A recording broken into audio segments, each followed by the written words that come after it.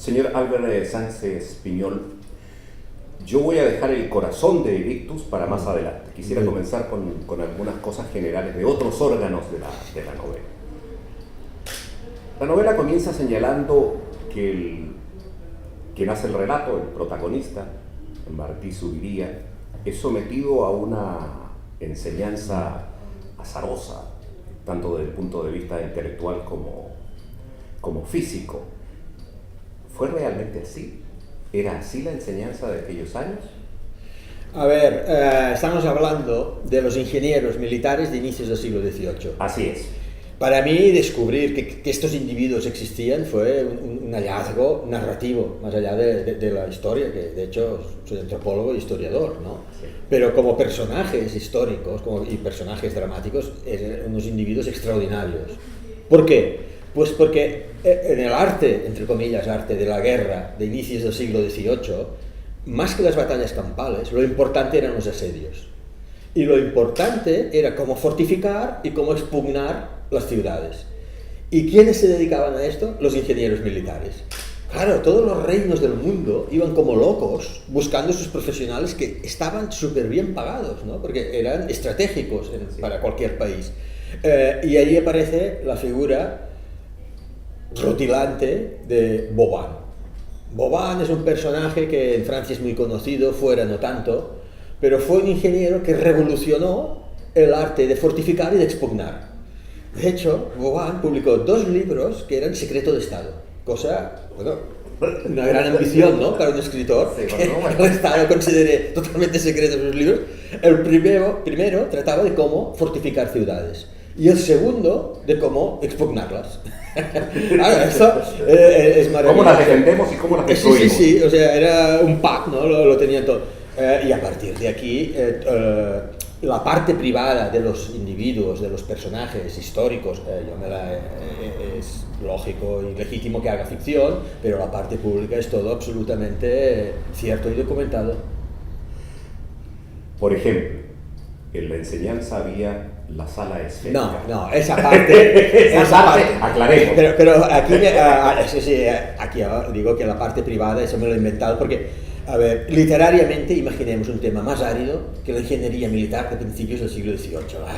Yo tenía que convertir esto en literatura y tenía que dar un poco de aliciente. Pero aquí, de verdad que me viene justo al pelo esta pregunta por una cosa que me contó un periodista el otro día, que había descubierto, que es la siguiente, y esto está publicado. Este periodista que había leído mi libro, bueno, pues empezó a investigar por su cuenta y encontró una carta del marqués de Vauban que le decía a un alumno suyo, y esto es literal y está transcrito, que cogiera maquetas de fortalezas de la época y con los ojos cerrados las tocara con los dedos para llegar al ingeniero a absorber hasta ese punto el concepto de fortificación y de expugnación. Claro, es que esto es una imagen prácticamente idéntica, sale en mi libro. Que es cuando Martí Zuviría, aspirante ingeniero con los ojos cerrados, está jugando a la gallinita ciega, porque es que es muy joven, y casualmente toca una maqueta. Y dice, hostia, ver esta maqueta, porque existían estas maquetas a escala, y intenta saber de qué ciudad es hasta que descubre que es de Barcelona. Claro, ella presagia su destino, que acabará defendiendo o atacando esas murallas que son las que le vieron nacer. Hay varias sentencias, frases o ideas en su novela, y yo voy a nombrar 2 o 3 que me han llamado la atención. Dice, en el fondo, las decisiones más importantes de nuestras vidas no las tomamos nosotros, sino que nos vienen dadas. Esta es una declaración de confiar en el destino, ¿o me equivoco? A ver, aquí hay algo que siempre me gusta comentar con los periodistas, porque sirve para, creo yo, deshacer equívocos, ¿no? Y es lo siguiente: muchas veces los lectores creen que el protagonista es el alter ego del escritor. Sí. Y yo siempre digo que en mi caso no es así, o espero que no sea así, porque la mayoría de mis protagonistas son monstruos y psicópatas, lo cual me dejaría fatal, ¿no? Pero realmente, quizás porque soy antropólogo, y esto sería muy largo de contar, yo creo mucho en la autonomía del relato. Es un poco como si te lo dictaran. Y en ese sentido, yo no sé si estoy de acuerdo con esta sentencia. Sé que al personaje le viene al pelo y que tiene que ser el lector quien lo gestione. Pero realmente recuerdo el momento en que escribí esta sentencia y me parecía muy adecuada, ¿no? Y bueno, en el fondo supongo que sí, que yo... Te creo bastante en el destino. Yo sé, yo nunca habría creído que acabaría siendo escritor, por ejemplo. Es que te viene dado. Yo creo que en Occidente hemos trabajado demasiado la idea del yo y del ego y de la voluntad. Y yo creo más en que hay ciertas sombras en la vida somos que son arrastrados. inexplicables. Sí. Si a mí hace 10, 15 años me llegan a decir que estaría en un hotel tan bonito de Ámsterdam hablando con tantos periodistas y tan competentes de una novela que yo iba a escribir, que es un tocho y que ha tenido este éxito, no sé, por supuesto que no me lo habría creído, ¿no? Yo creo mucho en la idea de que somos instrumentos, nunca sabremos de qué, ¿no? Y a pesar de eso, teniendo presente lo que usted dijo, un crío no se queja tanto de las palizas que le han dado como de los abrazos que no ha recibido. Sí, ¿verdad? Es una buena frase. Es una muy buena frase. Eso sí que es una verdad, creo yo, que es universal, ¿no? Porque vamos a ver, menos la generación actual, los 10.000 generaciones anteriores, todos los padres han pegado a sus hijos, pero normalmente los hijos aman a los padres, y no es porque hayan recibido entonces una u otra bofetada, sino por esa carencia amorosa, ¿no? Es que aquí hay que contar que en la novela, al margen de que hablábamos de la ingeniería militar, de la guerra de sucesión española, fue una guerra a escala mundial, pues hablamos de unos personajes, porque yo escribía una novela, ¿no? Que es lo que me importa, y las novelas hablan de emociones y sobre todo de los cambios interiores de los personajes. Y estamos hablando de un personaje que al principio empieza en un mundo absolutamente racional, que es el de la ingeniería militar, y está educado en un castillo principesco, y acaba luchando en una ciudad, defendiendo las clases populares y habiendo creado una estructura familiar con una prostituta, un huérfano y un enano. La evolución del personaje no puede ser más extrema. Esa evolución es la que provoca ese tipo de pensamientos, ¿no? Creo yo. Y es lo que, es lo que te está diciendo lo que es la base de la familia humana. Ese tipo de solidaridad, que lo único que importa es el afecto que das, ¿no? Si recibes de vez en cuando un bofetón, porque además los catalanes de la época los recibieron bofetones por todas partes, no solo dentro de la familia. Esto no lo voy a citar literalmente, pero en algún momento habla de la locura y dice que siempre se ve mal a los locos y los consideramos de una u otra manera desertores. Sí, es verdad. ¿Sigue siendo así eso? Sí, tanto, hombre, es que solo la idea de locura es tan rica y nos daría para tanto. A ver, yo soy un poco Foucaultiano. Ya, sí. Pero es que además, en la novela hay un substrato. Yo quería dar un género de aventuras que lo pudieran leer millones de personas, ¿eh? Pero hay un substrato, creo yo, para la gente inteligente que lo quiera buscar. Uno de los substratos, por ejemplo, es el de la pugna entre izquierda y derecha, que se funda en la pugna entre Rousseau y Voltaire. Es que es así. El origen intelectual de la izquierda y la derecha, moderno y europeo, viene de ahí. Por eso, Martí Zuviría, el protagonista, tiene que ser tan russoniano, ¿no? Porque es alguien que opta por las clases populares. Pero así, al mismo tiempo, hay otro conflicto inherente en el relato, que es el conflicto entre racionalidad y irracionalidad. Es decir, entre sensatez y locura.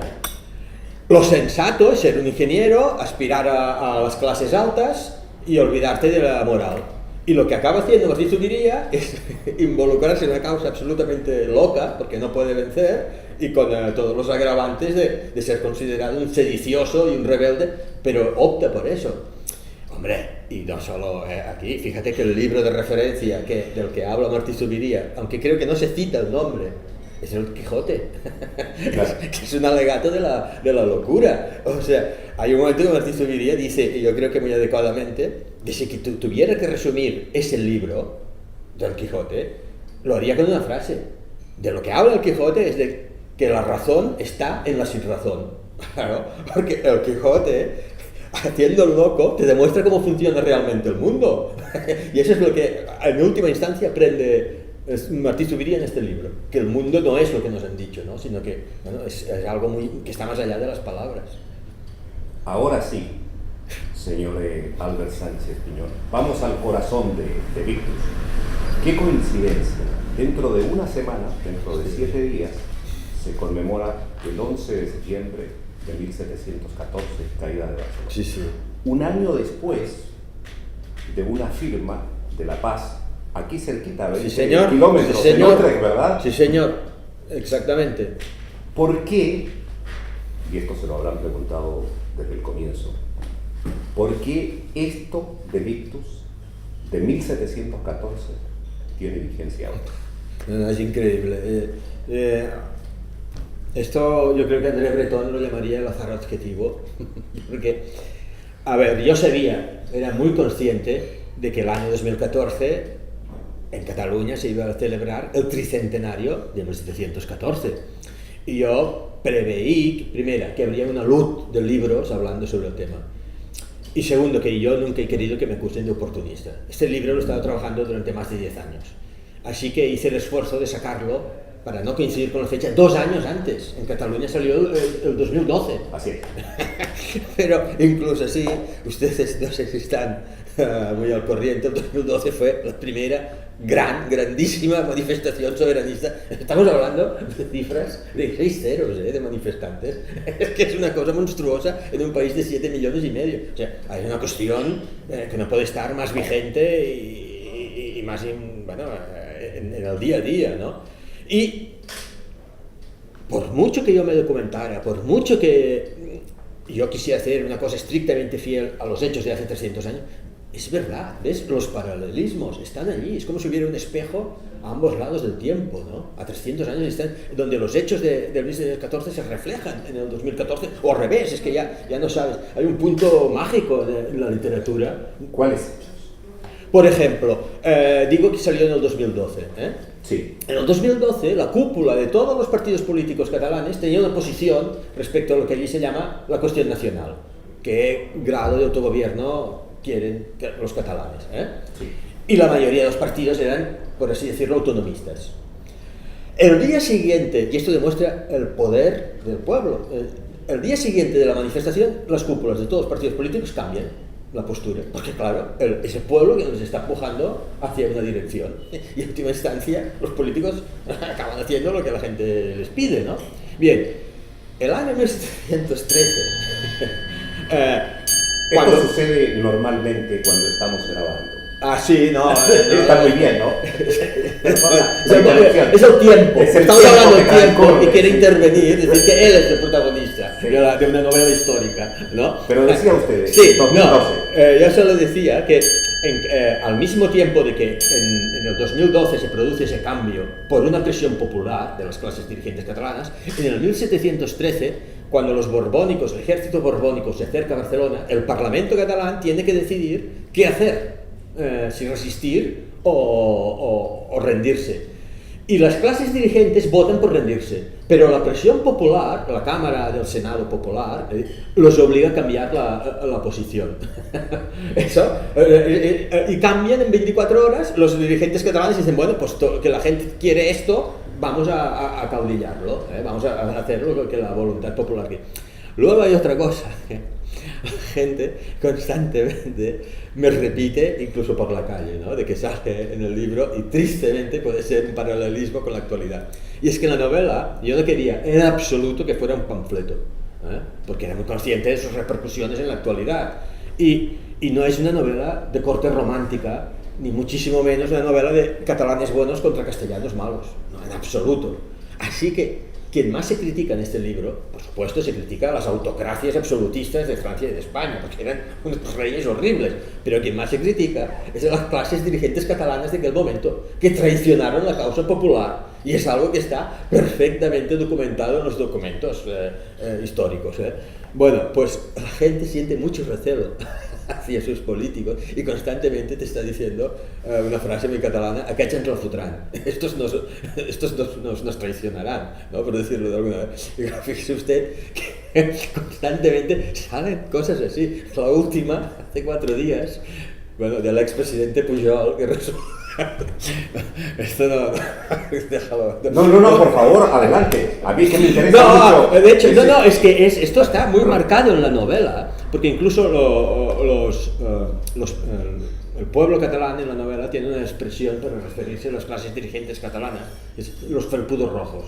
Así es. Porque vestían una gramalla roja, etcétera, etcétera. Y los felpudos negros por los obispos. Por los obispos. Sí. Y es una forma de decir que no se fían, ¿no?, de las clases dirigentes.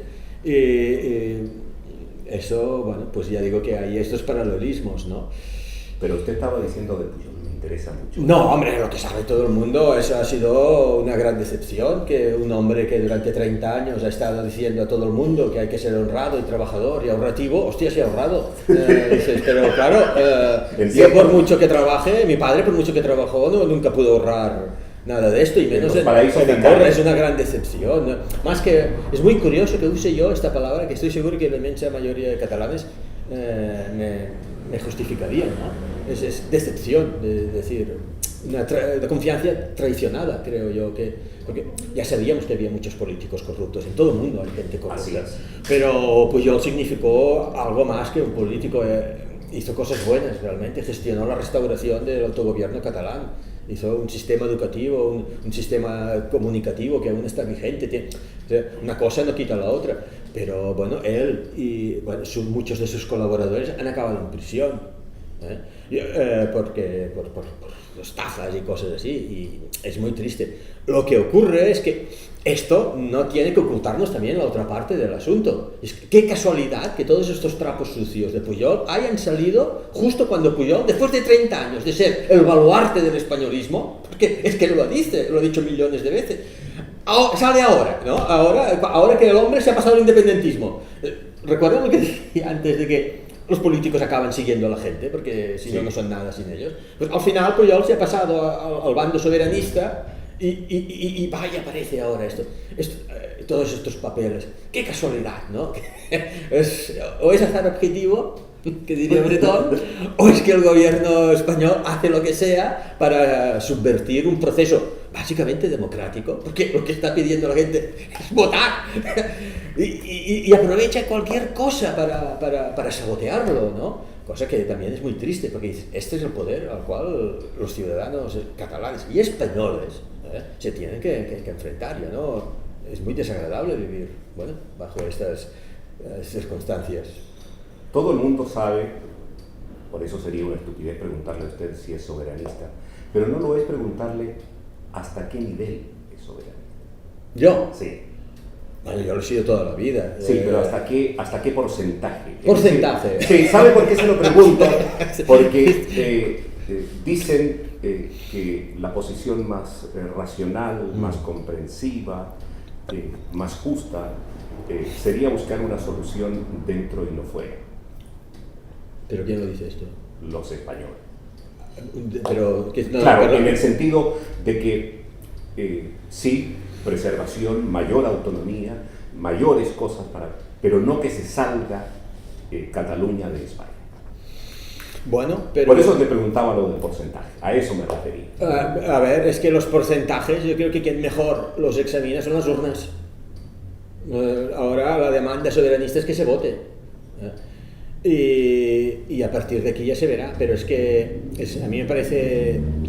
Es que yo no soy político, realmente no sé lo que ocurre en las habitaciones cerradas de la política, pero en público al menos no hay absolutamente ninguna oferta ni ninguna posibilidad de cambio por parte del gobierno español, lo cual es que es tan absurdo, porque yo, precisamente que soy soberanista, yo soy muy consciente de que si el gobierno español fuera flexible, tolerante y negociador, porque no se puede ignorar una manifestación de 1 millón de personas en un país de 7,5 millones, esto lo sabe cualquier politicastro, pues si fueran mínimamente negociadores, flexibles, esto se acababa, seguro. Yo creo que el elemento más separatista que existe en España está en Madrid. Y es una mentalidad absolutamente cerril. Es que estamos hablando de una gente... es la mentalidad, es justamente eso. España, hay un momento que el protagonista dice, España no existe.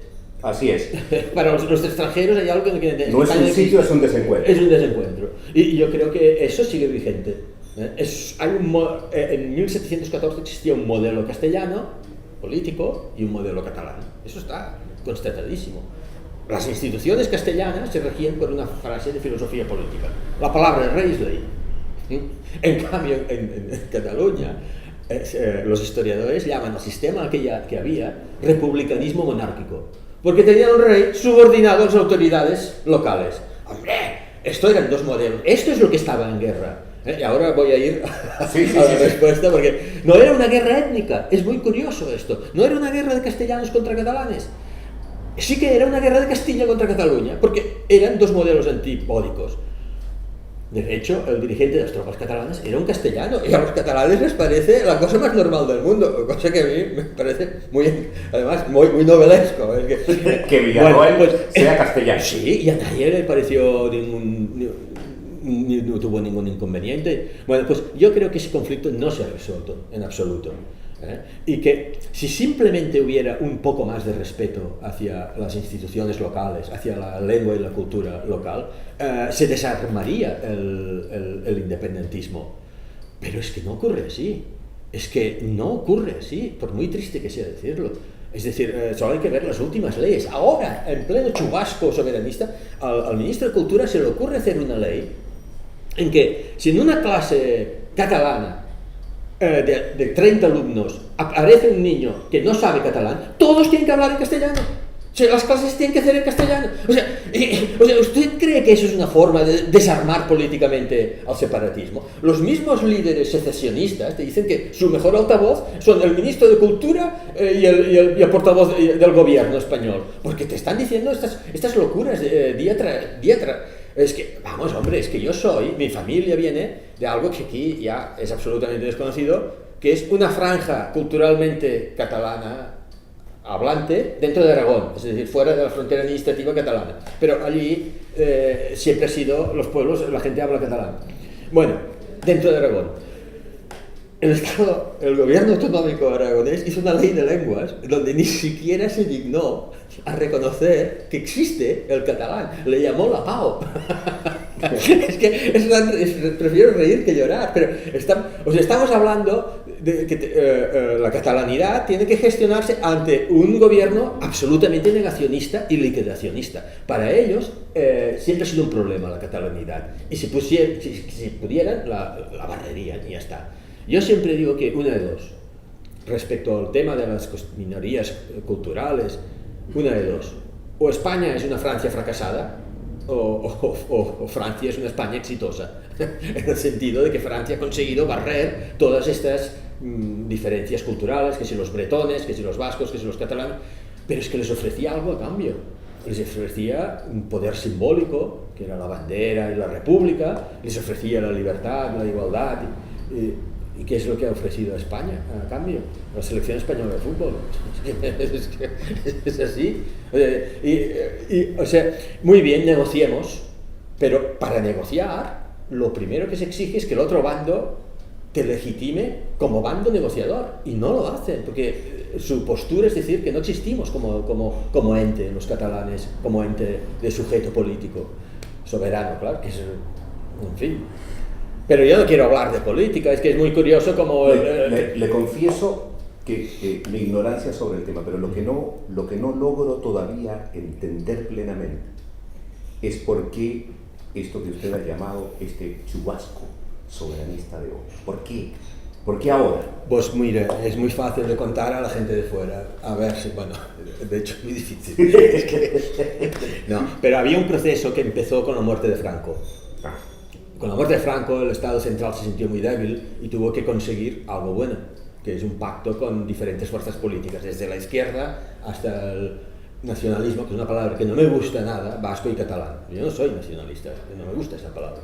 Nacionalista es un señor que escucha Beethoven, a Wagner y invade Polonia. Eso es un nacionalista, no alguien que reivindica su cultura. Y, bueno, pues la cuestión es que desde el 78, que se crea la Constitución española, democrática, que supuestamente engloba todas las sensibilidades, hasta la actualidad hay todo un proceso en el cual los catalanes creían que se sentirían más cómodos dentro de España, consiguiendo gradualmente un margen de autonomía aceptable, que se iba negociando poco a poco. Esto era Pujol. A cambio, Pujol les dijo, dadnos un poco de autonomía y nosotros os daremos nuestra fidelidad a España, aunque no nos sintamos muy a gusto aquí. Muy bien, esto dura 30 años, con un proceso siempre de fricción, pero dentro de unas normas constitucionales más o menos acatadas por todo el mundo, hasta que llega a un extremo. El pujolismo se acaba, porque la demanda popular sube y los partidos independentistas suben. Pero hay un punto de giro importantísimo, que es cuando un nuevo presidente, aparte de Pujol, que es Maragall, propone un nuevo estatuto de autonomía. Que la idea básica era la siguiente: vamos a ampliar nuestras negociaciones, pero aquí se acaban nuestras demandas y formaremos parte de España sin más discusión. Y esas demandas exigían un grado de autonomía fiscal y cultural superior, pero no se cuestionaba la unidad de España. ¿Qué ocurre? Que el estatuto va a Madrid y lo rompen en 4 trozos. Algo que fue terriblemente ofensivo para los catalanes es que quien acabó decidiendo eso, después de que los catalanes votaran democráticamente, si es que han hecho todo con una regulación cívica institucional intachable, votaron, ves las discrepancias, se votó el estatuto, llega y quien coge aquello es el Tribunal Constitucional Español. Unos señores que salió la foto de que después de votar se fueron a los toros. Y la idea es 4 señores de un tribunal que con una pinta neofranquista terrible cogen la voluntad popular votada en las urnas después de una discusión de 2 años del Parlamento catalán para ponerse de acuerdo con el gobierno de Zapatero en aquel momento en Madrid, cogen ese estatuto, hacen así y esto es inconstitucional, váyanse ustedes a casa. Hombre, ese día es cuando hay la manifestación de 1 millón de personas. Y de repente, en Madrid se dan cuenta que aquí ocurre algo. En el 2012 dicen, bueno, esto es que es un calentón de verano. Ya se les pasará. En el 2013, el año pasado, fíjate si se les pasó, que hicieron, creo que yo, la manifestación política más monstruosa desde la caída del muro de Berlín, que consistía en unir la frontera catalana en los Pirineos con la frontera, digamos, con Valencia, una cadena humana que se pueden contar, que creo que es de 1 millón de personas. Y claro, ahora no saben qué hacer. El gobierno español realmente hay una situación de crisis, porque cómo se gestiona. Y bueno, se recurre a todo, realmente ves cosas muy desagradables, ¿no? Porque, muy desagradables, porque, a ver, es que yo, si algo estoy contento, es de que el movimiento soberanista catalán es absolutamente gandiano. Su ruta es la paz, es manifestaciones pacíficas. Hay anécdotas que a mí, que yo estoy fuera de eso, es mi opinión como ciudadano, pero no estoy involucrado más de lo que tenga como otro de opinión, ¿no? Es de que esa manifestación de 1 millón de personas, bueno, son organizaciones populares, no son partidos políticos quienes las gestionan. Pues la persona que había una persona que tenía todos los teléfonos móviles allí para, que cuando hubieran incidentes, pues que lo llamaran y a ver lo que se tenía que hacer. Y él, cuando ya había empezado la manifestación, empezó a asustarse porque no llamaba a nadie. Dice, aquí está pasando algo gordísimo. Es que no llamó a nadie. No, 1 millón de personas en la calle y no hubo ni un solo incidente. Pero no solo eso, yo vi cosas que te ponían la piel de gallina. Por ejemplo, todo el mundo iba con la bandera independentista, pero había otras banderas. Yo qué sé, si vivían holandeses que simpatizan con la causa, iban con la bandera holandesa. Pero había un sector que la gente que aplaudía muchísimo, la gente. Digo, ¿pero qué pasa ahí? Y es que había venido a varias familias con la bandera española. Y la gente les aplaudía más que a los otros por su capacidad de entender, bueno, pues que aquí están ocurriendo cosas, ¿no? Yo creo que por encima de todo, y aunque sea extraño decirlo, porque no se acostumbra a decir, hay un problema comunicativo. La sociedad española es que no sabe lo que ocurre en Cataluña, no lo sabe. En la época que hay más instrumentos comunicativos, pero es como si hubiera una voluntad, como si hubiera tapas que te impidieran conocer al otro, ¿no? Y que yo estoy informado de lo que piensa la sociedad española, porque leo sus periódicos, pero claro, ellos, primera, por un motivo de distancia o de lengua, ¿no? Porque no leen el catalán, y tienen una imagen, muchísima gente en España tiene una imagen caricaturesca de lo que es el catalanista típico, ¿no? que es como si fuera un provinciano o una cosa que es que no es verdad, pero en fin. No, yo no puedo explicar un proceso que en 5 minutos, pero repito que mi último interés era hacer un panfleto político. Yo por encima de todo quería que estuviera el personaje, la narrativa, ¿no? Pero el substrato está allí, porque bueno, escogí explicar la historia del bando catalán y del bando popular. Yo no puedo, en una entrevista acotada en el tiempo, enumerar cada una de las críticas que se le hacen al soberanismo catalán. Así es que voy a tratar de resumirlo. Y tal vez la mejor manera es decir que hay un sector español que considera que todas las ideas soberanistas al final están basadas en la teoría del complot. No nos quieren los españoles, nos odian. Pero si me llamo Sánchez, hombre. Si todos... Era chorrada. Es que si la mayoría de independentistas todos tenemos familia al otro lado. Pero es que hoy en día no hay fronteras. O sea, Holanda es independiente, tan independiente como se puede ser en el siglo XXI en Alemania. Y supongo que pasa en la frontera como yo en la Junquera a Francia. Nadie quiere poner una frontera, no se trata de eso. La soberanía no se está hablando en términos del siglo XIX, sino del siglo XXI, que es limitada. Pero claro, si en términos del siglo XXI no podrá venir un ministro de Educación español a decirme cómo tengo que educar a mis hijos. No, y es verdad, yo admito, y eso se tiene que gestionar bien y comprensivamente, que Cataluña es una región más rica que otras regiones de España. Pero también se ha dicho una frase que a mí creo que me parece muy reveladora, y es que el sistema autonómico, de hecho, solo ha servido para que los pobres de las comunidades ricas traspasen dinero a los ricos de las comunidades pobres. Yo estoy absolutamente solidario con los trabajadores extremeños y andaluces y de cualquier parte del mundo. Lo que no estoy de acuerdo es que mis impuestos vayan a financiar los castillos de la duquesa de Alba. Eso no estoy de acuerdo. Y claro, esto se va a acabar, es verdad, en independencia, es verdad. Pero yo nunca me he guiado por el criterio económico a la hora de escoger mi opción por votar sí, si me dejan votar, ¿no? Algún día, que es ridículo, ¿no? O sea, el gobierno español no puede ir a lo largo del siglo XXI, diciendo que votar es antidemocrático. Es que no se puede ir con este discurso por el mundo, porque es así. Además, no lo van a evitar, porque pueden prohibir el referéndum del 9 de noviembre.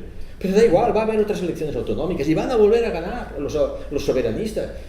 En el siglo XXI, en Europa Occidental, es muy difícil combatir la democracia, por muchos instrumentos que tenga el Estado. Claro, al final puede que los catalanes se cansen, porque es una pugna constante. Es que...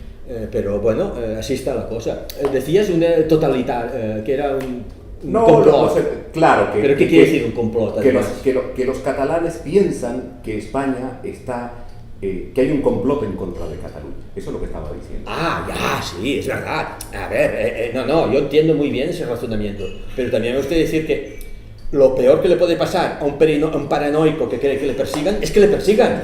Que claro, esto... Y es verdad que yo soy muy consciente de que hay gente así. Es que, para empezar, ninguna causa es perfecta. Es que a mí me hace mucha gracia esto, ¿no?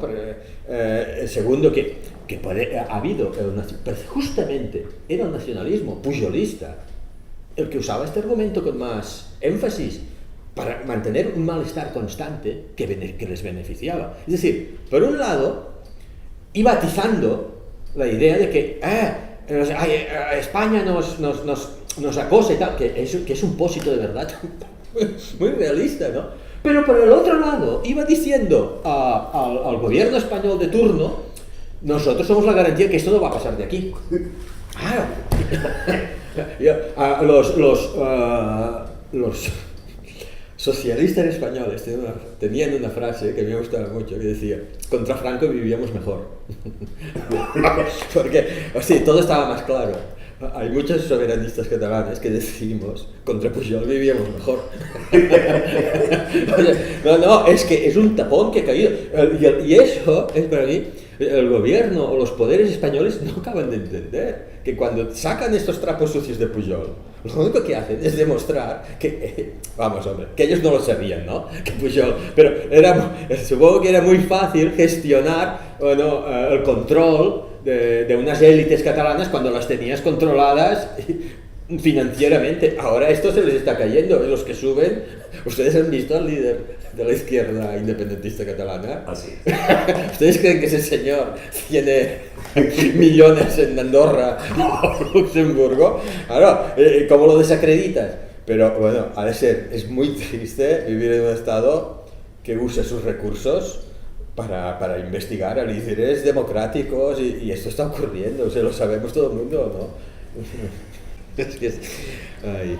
Hay interés en Holanda Sí. por leer este libro de más de 600 páginas. Y yo me estaba preguntando hoy en el tren cuando venía a entrevistarlo, ¿por qué será?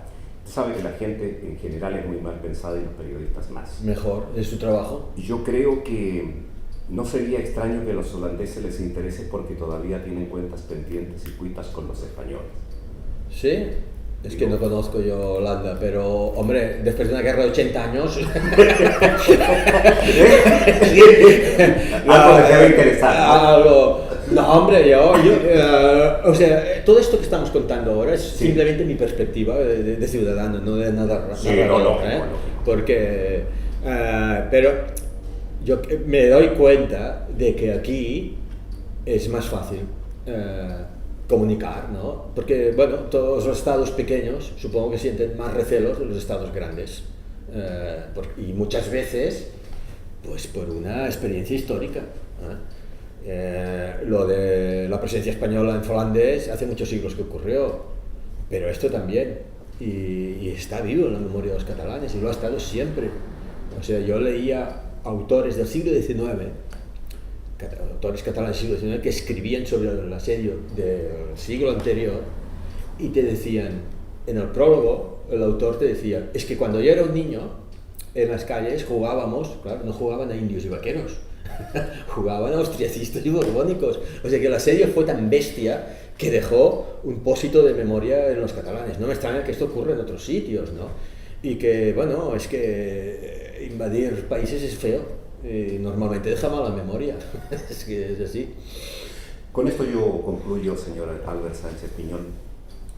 Tengo entendido que usted va a sacar, espero que pronto, una segunda parte de Victus, sí. en donde se da cuenta, entre otras cosas, que a lo menos 10.000 catalanes Sí, es verdad. se alistaron para luchar, Sí. y eso duró hasta el 25, ¿no? Sí, la guerra no acaba, es que en el 14 es un episodio, el día del 11 de septiembre de 1714 es tan mayúsculo que eclipsa el resto de la historia, pero la guerra continuó. Y vamos a ver, es que cuando yo leía la documentación histórica, les aseguro que decía que aunque fuera búlgaro o paraguayo, escribiría igualmente ese libro, porque es que es una historia tan narrativamente fuerte que hay diálogos enteros que solo he cambiado la puntuación de época. Es que es así. Y no tenía ningún interés en reproducir cosas aburridas, sino transcribir cosas que no necesitaban ser cambiadas narrativamente hablando. Bueno, pues como ustedes han leído, el mariscal francés que conquista Barcelona en septiembre del 14 es el mariscal Berwick, que he reproducido sus imágenes porque tiene una fuerza psicológica devastadora, y era así, ¿no? Bien, en 1719 cae Barcelona, hay esa derrota, se suprime toda la legislación catalana, etc. Cataluña se trata como tierra ocupada, es que es así. Hay poblaciones donde son violadas todas las mujeres, es una represión terrible. Bien, claro, las montañas, pese a la derrota de Barcelona, se llenan de guerrilleros. Todo esto, naturalmente, lo tenemos que seguir por las fuentes borbónicas, porque los catalanes han sido, como derrotados que son, barridos, ¿no? Bien, pues en 1719 España entra en guerra con Francia. El ejército francés que se envía a luchar contra España a través de la frontera pirenaica, ¿quién lo dirige? Mariscal Berwick. ¿Y qué hace el mariscal Berwick? Como sabe que está lleno de guerrilleros catalanes, llama al más importante de ellos, un tal Carrasquet, que era su nombre de guerra, y le dice: si reclutas hombres para que entren en el ejército francés, os prometo que cuando consigamos la victoria restableceremos las libertades y constituciones catalanas. Bien, a ver, yo como narrador, ¿cómo me tengo que tomar esto? Si es fabuloso, si es el pacto fáustico por excelencia, es el demonio, el mismo tío que estuvo un año asediando y destruyendo Barcelona, el que te ofrece la restitución de la libertad. Es que, ¿cómo no va a ser narrativo esto, al margen de que yo sea catalano? Pues claro, y sí, todo. Yo lo único que hago es poner al protagonista por en medio como interlocutor. Sabemos que tuvieron 2 reuniones, Berwick y Carrasquet, sabemos que se repartieron los papeles. Berwick atacaba por el norte, atacó Rosas, que es una localidad que podría ser el Gibraltar mediterráneo, y por el sur Carrasquet atacó Reus y bueno, del sur de Cataluña. Bueno, eso se cuenta, pero tendrán ustedes que leerlo para saber cómo acaba. ¿Cuándo? Los pactos fáusticos siempre acaban mal. Pero ¿cuándo? Seguramente en abril del año que viene, porque mi editorial quiere sacarlo por San Jordi, que aquí no se conoce, pero ya sé que suena exagerado, pero es un día, el día del libro se llama, y todo el mundo tiene obligación de regalar una rosa y un libro, y en un día se venden la mitad de los libros que se venden todo el año en Cataluña. Tengo testigos catalanes que pueden testiguarlo. Señor Albert Sáenz Espiñol, créame, muy sinceramente, no es por cortesía lo que le digo, ha sido un placer conversar con usted esta mañana. Igualmente, yo, bueno, ya lo decía antes, una entrevista a la altura la pone no el entrevistado, sino el entrevistador. Esto está muy arriba, más arriba que estos techos holandeses. Que vaya muy bien. Igualmente. Gracias. Muy bien.